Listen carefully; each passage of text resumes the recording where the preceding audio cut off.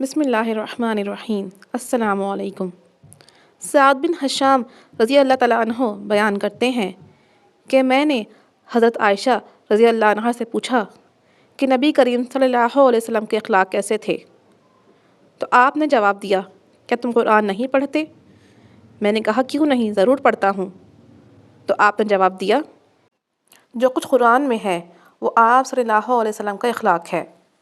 آپ صلی اللہ علیہ وسلم انتہائی خوش اخلاق تھے، لیکن کبھی کھل کر نہ ہنستے تھے، ہمیشہ مسکراتے تھے، خوش مزاج تھے تو کبھی کبھی مذاق بھی کرتے تھے، لیکن مذاق کرتے ہوئے کبھی جھوٹ نہیں بولتے تھے۔ ایسا مذاق کرتے تھے جس میں سچ ہوتا تھا، لیکن ان سے سننے والے کو ہنسی آتی تھی۔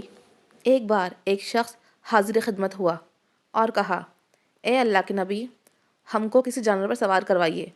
یہ بات سن کر آپ صلی اللہ علیہ وسلم نے کہا، میں تمہیں اونٹنی کے بچے کی سواری کرواؤں گا۔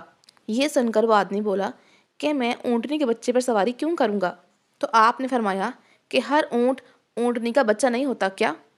اسی طرح ایک دن ایک عورت آپ صلی اللہ علیہ وسلم کے پاس آئی اور کہا کہ میرا شوہر بیمار ہے اور آپ کو دیکھنے کی خواہش رکھتا ہے۔ آپ نے اس عورت سے عذرائے مذاق کہا کہ تیرا شوہر وہی ہے جس کی آنکھ میں سفیدی ہے، لیکن وہ عورت ڈر گئی کہ شاید میرے شوہر کی آنکھ کی روشنی جانے والی ہے، تو گھر جا کر اپنے شوہر سے کہا۔ اس کا شوہر اس پر ہنس دیا اور سمجھ گیا کہ آپ صلی اللہ علیہ وسلم نے مذاق کیا ہے، اور زوجہ سے کہا، کیا ہر آنکھ میں سفیدی نہیں ہوتی؟ اسی طرح ایک بار ایک بوڑھی عورت حاضر خدمت ہوئی اور کہا کہ میرے لیے دعا فرمائیے کہ اللہ مجھے جنت نصیب کرے۔ آپ صلی اللہ علیہ وسلم نے فرمایا کہ کوئی بوڑھا جنت میں نہیں جائے گا۔